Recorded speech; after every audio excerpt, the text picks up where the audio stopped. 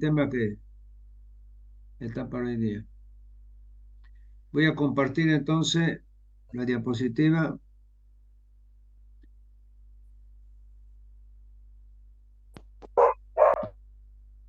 Mm,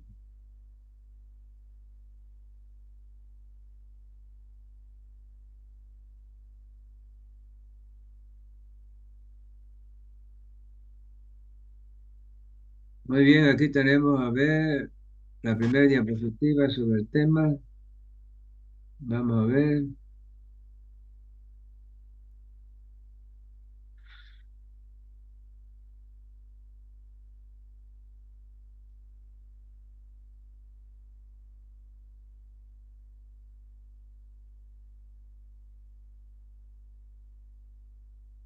No estoy consiguiendo subir la diapositiva, ¿verdad? No sé por qué. Aquí está. Aquí está, la voy a poner a ver. Mm,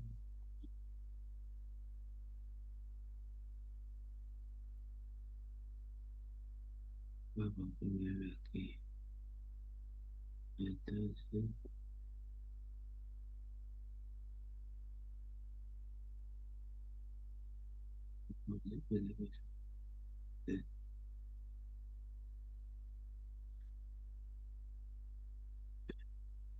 muy bien, ve la diapositiva ahí, se ve normalmente. Sí, doctor, sí. Muy bien. Entonces aquí tenemos la enfermedad de Chagas. Vamos a seguir admitiendo gente ahí. Están llegando medio atrasados. Bueno, Chagas, llamada también mal de Chagas, ¿no? Es una enfermedad bastante común y corriente en nuestro medio. Introducción, dice la enfermedad de Chagas. A ver, hay alguien ahí con su micrófono abierto. Por favor, cierre su micrófono hasta que yo le haga alguna pregunta, pues si no va a haber una multa aquí y yo los voy a cancelar todos los micrófonos. Entonces, la enfermedad de Chaga es la infección hística hemática producida por el protozoo flagelado Trypanosoma cruzi, transmitida por el insecto Triatoma infesta, peridomiciliario y Triatoma sardinans selvatic. Muy bien, esa es una pequeña introducción que siempre hace en cualquier enfermedad infecto contagiosa y que es para dar un pantallazo sobre la enfermedad. Entonces, ahora nosotros vamos a ver el tema punto por punto como nos acostumbramos a tratar. Agente etiológico. ¿Cuál es el agente etiológico del Chaga? Entonces, el agente etiológico del Chaga es, es un protozoo llamado Trypanosoma cruzi. Trypanosoma cruzi. Es decir, tiene varias formas en su evolución que de amastigote, forma estable, intracelular, promastigote, tripomastigote, etcétera. Bueno, lo importante es que ustedes sepan que el agente etiológico es el Trypanosoma cruzi, que es un protozoo flagelado. Aquí ustedes tienen en el dibujo, tiene una cabeza, tiene un cuerpo y tiene una cola, que es el flagelo, que le permite movilizarse en medio líquido, ¿no? ¿Verdad? La sangre, los líquidos biológicos de la persona, ahí se mueve con el flagelo este tipo de protozoo. Muy bien, entonces vamos a seguir la próxima. Aquí tenemos el Trypanosoma cruzi visto al microscopio. Si ustedes ven, ahí está la cabeza, el cuerpo, el flagelo, moviéndose entre los glóbulos rojos. Entonces, esa forma redondeada con un núcleo central medio blanquecino son los glóbulos rojos de la sangre. Y ahí entre medio está en la parte del plasma, está el protozoo llamado Trypanosoma cruzi. Sigamos. Ciclo biológico. Entonces, yo no voy a insistir mucho en esta forma biológica porque son nombres medio complicados, ¿no es verdad? Pero sepan ustedes de que por lo menos la mitad del ciclo biológico del parásito se cumple en el organismo de la bichuca, la mitad. Y la otra mitad del ciclo biológico del parásito se cumple en el hombre, que es el huésped.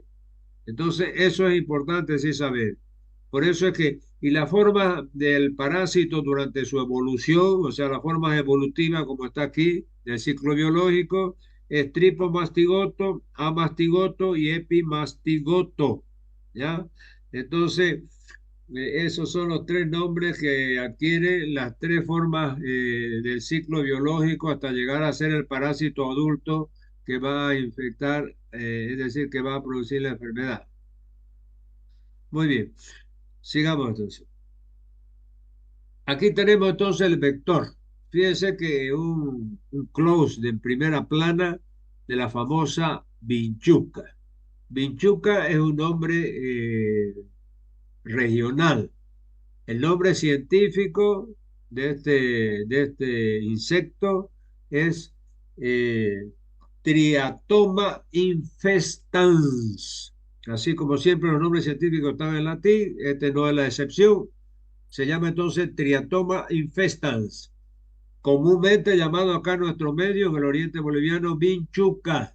Parece que allá en el occidente, donde están nuestros hermanitos del interior, se llama chinche, ¿de verdad? Y en Brasil, por ejemplo, donde yo he vivido más de 10 años, hay una zona de Brasil que se llama Choupança y hay otra zona de Brasil que se llama Barbeiro, ¿ah? Entonces, tiene sus nombres regionales diferentes el vector de la enfermedad de Chaga, que es la vinchuca o Triatoma infestans. Sigamos. Aquí tenemos las formas de transmisión y contagio. Fíjense que en la forma de transmisión cada flechita amarilla es una forma de transmisión y tenemos 6 flechitas amarillas. La primera forma de transmisión es la vectorial. Vectorial viene de vector.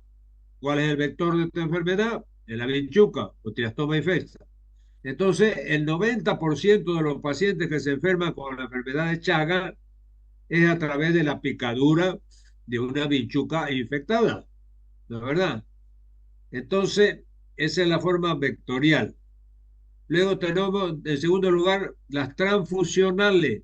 O sea, cuando la persona recibe una transfusión de sangre que no viene de un banco de sangre con un control de calidad bueno y, y no le hacen la pesquisa si es que es de un chagásico, entonces si viene infectada esa sangre y se la transfunde, lógicamente va a infectar a la persona que recibe esa sangre completa.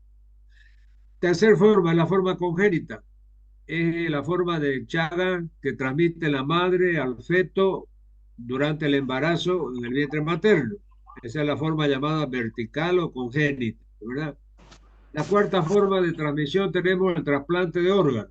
Si una persona recibe un riñón, un hígado, un corazón de un paciente chacásico, seguramente se va a infectar. Quinta, la forma accidental. Esta forma accidental se produce en los laboratorios de investigación, donde hay científicos experimentando algunas drogas, algunos productos para el mal de Chaga, están manipulando bichuca, etcétera, etcétera, y ahí se pueden infectar también.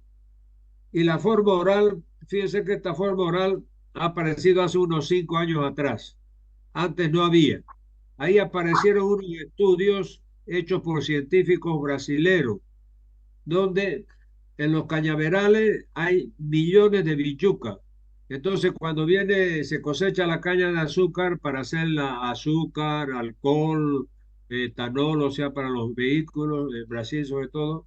Es decir, todas esas bichucas son molidas y trituradas eh, y llevadas a los ingenios que llamamos allá, usinas se llama en Brasil, y por algún motivo, después de todo el procedimiento químico, parecería ser que sobreviven algunos triatomas,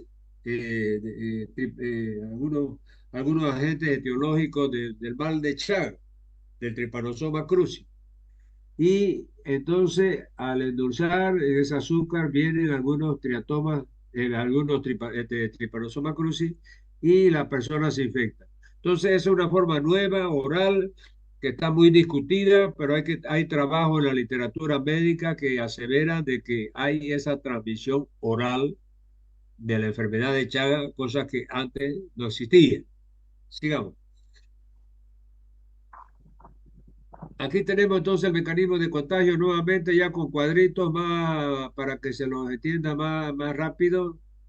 Entonces vamos a poner aquí ver para admitir a unos cuatro atrasados que están llegando. Bueno, entonces aquí tenemos, fíjense, primer paso, el portador. El portador dice, la bichuca se contamina con el parásito cuando pica a una persona infectada. O sea, no todas las bichucas están infectadas. De 10 bichucas, supóngase, hay dos que están infectadas. Una o dos. Entonces, si le pica a la persona, dos. Vector.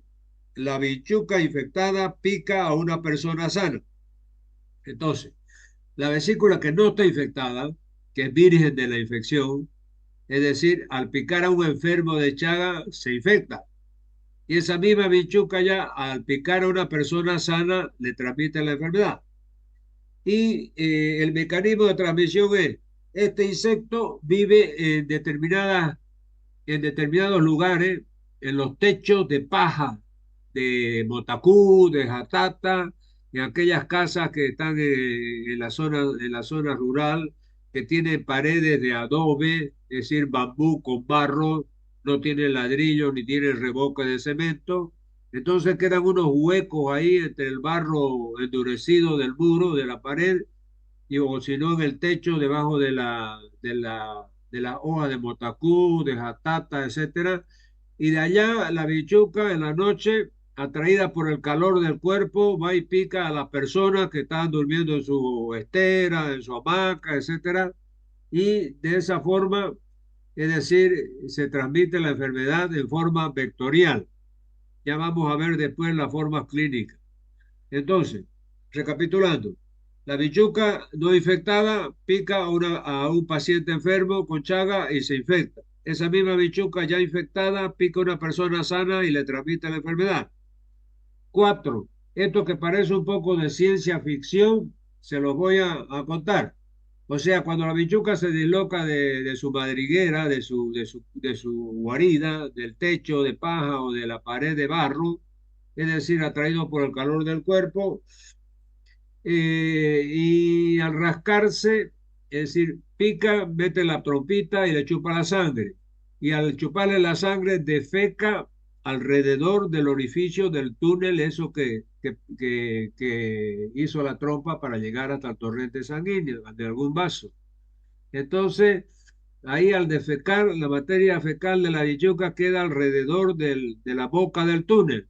Entonces la persona media dormida y sonolienta, al sentir la picada, medio se despierta y se rasca. Al rascarse, es decir, hace que esa materia fecal de la bichuca que estaba en la periferia del orificio del túnel donde metió la trompita para picar, penetre al torrente circulatorio y de esa forma se infecta al paciente. Eso, como lo digo, parece ciencia ficción, pero está descrita en todos los libros.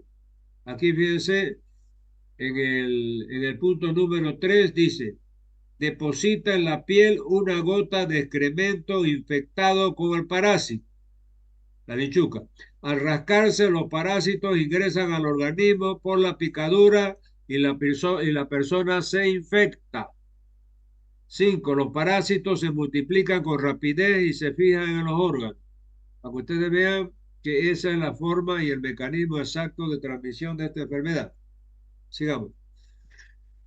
El ciclo biológico del Chagas, nuevamente yo les dije que no le voy a preguntar todas esas formas de amastigote, promastigote, etcétera, esas cosas complejas. Yo solamente quiero que ustedes sepan que el ciclo biológico del Trypanosoma cruzi, del Chaga, se cumple en dos seres vivos. El 50% del ciclo biológico se cumple en el organismo de la bichuca y el otro 50% en el organismo del huésped, o sea, del hombre. Eso es lo que tienen que saber. Sigamos. Factores de riesgo para la enfermedad de Chagas. Entonces, ¿cuáles son los factores de riesgo? Primero, vivir en una choza donde los triatomídeos, ahí está errado, habitan en las paredes. Entonces ustedes ven ahí una casa con techo de motacú, techo de paja, los muros, o sea, las paredes son de barro, ¿ya? Y vivir en Centroamérica y Sudamérica, que son comunes las viviendas de este tipo, también es otro factor de riesgo, y la pobreza. Es decir, la enfermedad de Chagas sigue el mapa de la pobreza. ¿Por qué? En los países de Centroamérica, de Sudamérica, como Bolivia, hay mucha gente que vive en la zona rural en este tipo de casa, con techo de paja y muros o paredes de barro, que son los nidos de bichuca. Entonces, Centroamérica y Sudamérica es un factor de riesgo vivir ahí, la pobreza porque son personas que lo de bajos recursos, que no pueden construirse una vivienda adecuada y están mal alimentadas, etcétera, etcétera, ¿no? Muy bien, sigamos. La enfermedad de Chagas, ¿cómo se clasifica? Estamos cuadro clínico. El cuadro clínico de la enfermedad de Chagas es de tres formas. Primero, Chagas agudo. Segundo, fase indeterminada o asintomática.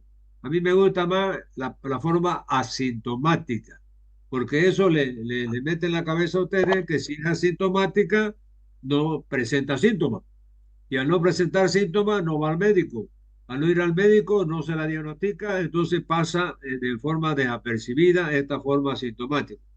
Y la tercera forma es el Chagas crónico, que aparece después de 15 o 20 años que el paciente se infectó, recién aparecen ya las secuelas del Chagas prácticamente, que es la forma del Chagas crónica que vamos a ver aquí rápidamente. Vamos. Entonces, el diagnóstico, los tres estadios de la enfermedad de Chagas son Chagas agudo, Chagas asintomático o indeterminado, a mí me gusta más sintomático, y el Chagas crónico. Esas son las tres formas. Aquí tenemos las manifestaciones de Chagas agudo. Fíjense que las manifestaciones son bastante inespecíficas. Hay hay fiebre, puede haber linfoadenopatía, que es hipertrofia de los ganglios linfáticos, la cadena cervical, la cadena inguinal, etc. Después tenemos hepatoesplenomegalia. Si hay crecimiento del vaso, esplenomegalia. Crecimiento del hígado, hepatomegalia. Se puede decir todo junto, hepatoesplenomegalia, ¿no? Después hay pérdida de apetito y malestar general. Puede presentarse a cualquier edad, pero en las zonas altamente endémicas los casos reconocidos generalmente se detectan en población joven. Entonces, fíjense que los síntomas no son tan alarmantes. Es una fiebrecita de la vida, unos ganglios linfáticos que se hipertrofian, puede crecer un poco el hígado y el vaso. Lógicamente el médico no, el paciente no se da cuenta de eso, pues porque hay que ser médico para saber palpar vaso, hígado ahí en el hipocondrio izquierdo y el hipocondrio derecho. Es una técnica semiológica, ¿no? Entonces, para que ustedes vean que no es muy exuberante la sintomatología del Chagas agudo. Por eso es que la gran mayoría también pasa desapercibida y pasa a no ser diagnosticada. Y después sigue con la fase asintomática hasta que llega a la fase crónica, donde ahí realmente vienen los problemas. Entonces, si ustedes ven aquí las manifestaciones clínicas de la fase aguda, fíjense que hay malestar general, edema facial, adenopatía. Ahora, aquí la fase aguda solamente se diagnostica, fíjense, cuando aparece este famoso signo de Romaña. Está viendo aquí una persona que tiene los párpados hinchados, tiene edema palpebral bilateral, fíjense, el párpado superior y el párpado inferior está hinchado. ¿Qué ha sucedido? Cuando la bichuca pica en el ángulo externo del ojo, en este caso picó en el ángulo externo del ojo izquierdo, ¿ya? Entonces, la persona se... Hay un ruido ahí, por favor, me cierra ese micrófono, ya. No es posible. Lo voy a ubicar yo. Espérense un rato.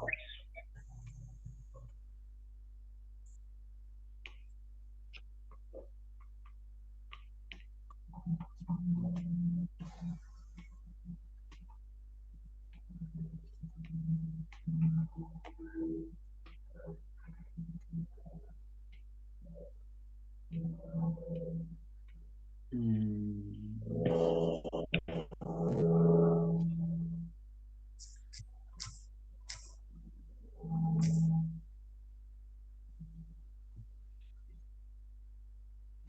Bueno, estábamos entonces en las manifestaciones clínicas. Aquí tenemos el Chagas agudo, que es el famoso signo de Romaña. y que aparece cuando la bichuca pica en el ángulo externo del ojo, entonces da edema palpebral, adenopatía satélite y enrojecimiento de la conjuntiva, que es la hiperemia conjuntival. Entonces, el signo de Romaña tiene tres elementos: edema palpebral, adenopatía satélite, que es un ganglio que se hipertrofia ahí en el ángulo externo del ojo, y hay hiperemia de la conjuntiva, o sea, enrojecimiento de la conjuntiva. Muy bien, vamos al siguiente. Entonces, aquí tenemos la enfermedad de Chagas nuevamente.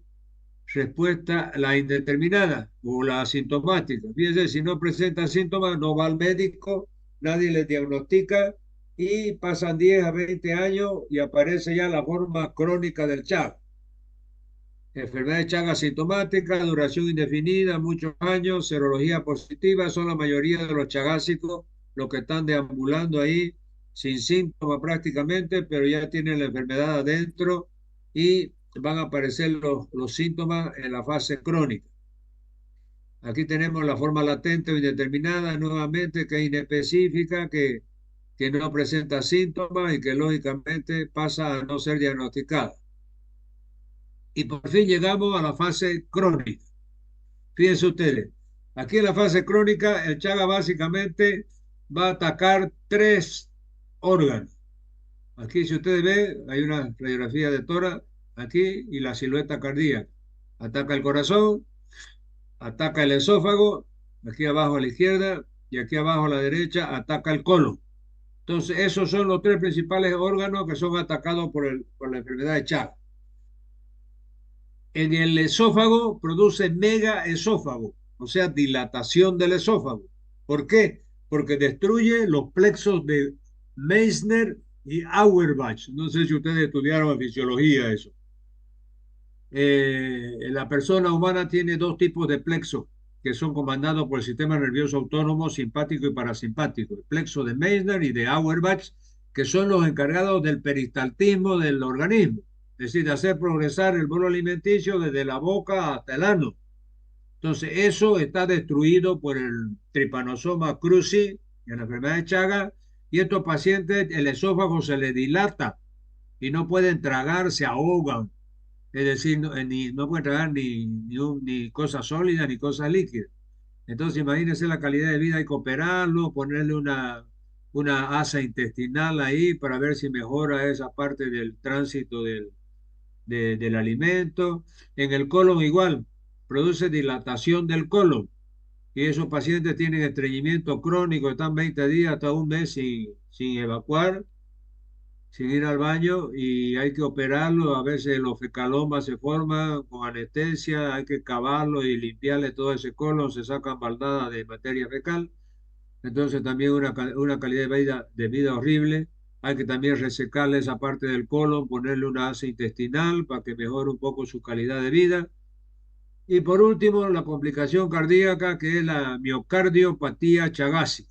Pero si yo le pregunto, ¿cuáles son las formas clínicas del Chagas crónico? Entonces me tiene que decir, el Chagas crónico ataca tres órganos: el corazón, produciendo la miocardiopatía chagásica; el esófago, produciendo dilatación de esófago, que es megaesófago; y el colon, produciendo la dilatación del colon, que es el megacolon. ¿Cuáles son los síntomas?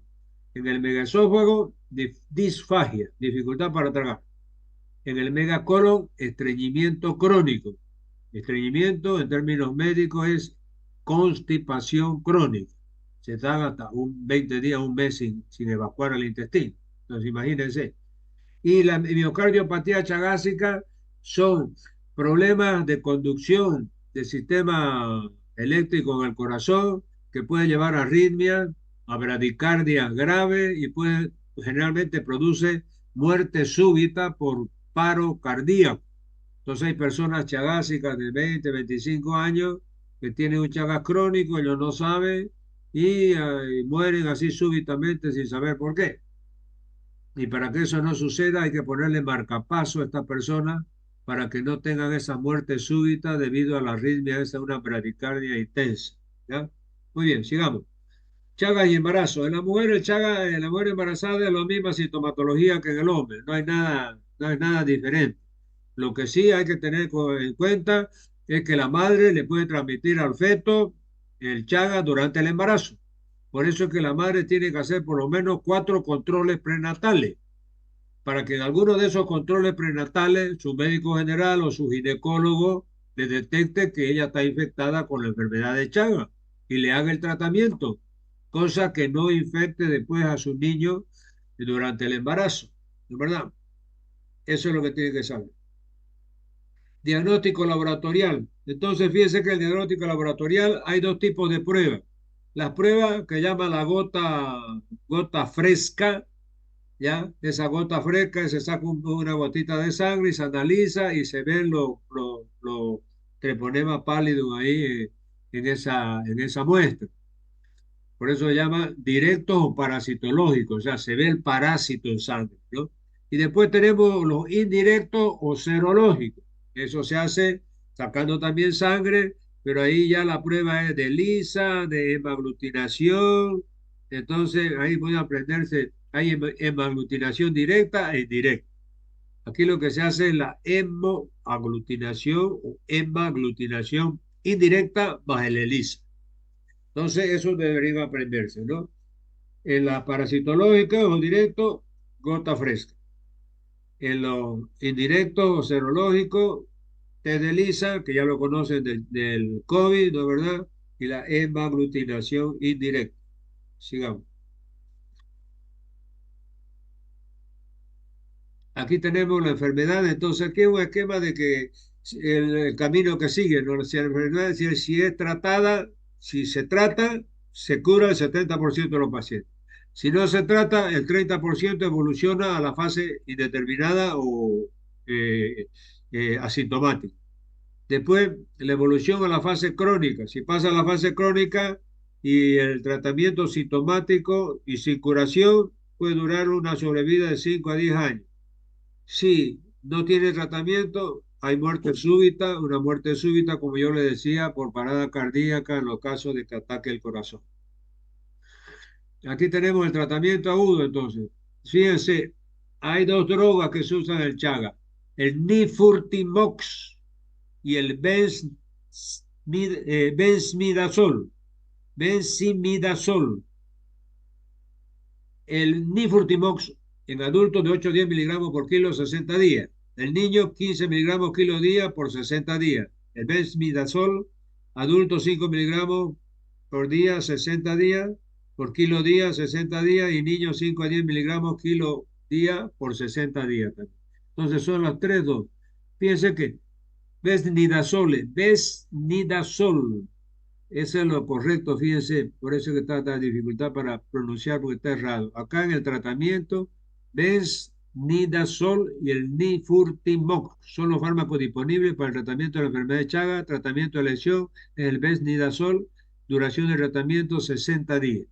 Entonces, me conformo con que ustedes sepan cuáles son las 2 drogas que se usan en el tratamiento de Chaga.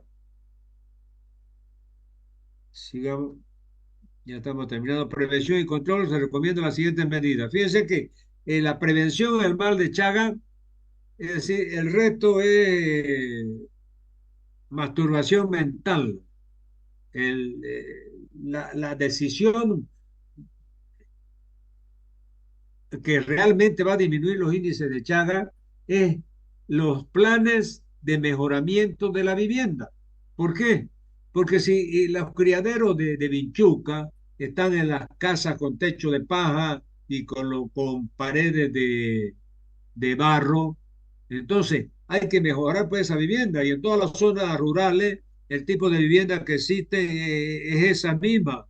Entonces, mientras no le hagamos una vivienda decente a esa gente para que vivan, entonces siempre van a haber altos índices de Chaga. Mientras tanto hay que usar mosquiteros, repelente, son ropa adecuada, ropa larga, manga larga, no tener descubierto nada del cuerpo para que no le pique la bichuca. Pero eso es para proteger una familia, 2 personas, ¿no? Pero ya para proteger a toda una sociedad de miles y millones de habitantes, lo mejor es la planes de mejoramiento de vivienda que está aquí, fíjense, esta es la última diapositiva. Entonces dice, eh, construcción y reparación de viviendas para eliminar sitios donde se alojen estos insectos. Entonces, fíjense, el techo de teja, el muro, o sea, la pared de cemento con ladrillo y revocada. Aquí también, teja, paredes de cemento y revocada para que no queden esos huecos que son madrigueras de bichuca. Y educar a la población sobre transmisión y métodos de control. ¿Ya?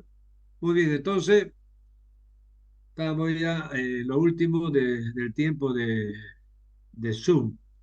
Muy bien, si no hay alguna pregunta, a ver, le voy a habilitar el micrófono si alguien quiere preguntar rápidamente, porque en cualquier momento nos cortan el Zoom. Adelante. Si no hay pregunta, entonces otra recomendación rápidamente. Yo esta semana voy a hacer los últimos grupos de exposición y ya van a comenzar las exposiciones el fin de la próxima semana. Entonces va a salir ya la última lista de los grupos nuevos que han salido. Ya yo saqué una lista, voy a sacar la segunda lista y después ya comenzamos y bueno, y ya eso ya se va hasta el final. Muy bien, un abrazo, nos vemos, chao, chao. Hasta luego, doctor. Hasta Hasta luego, luego. doctor. Hasta Gracias.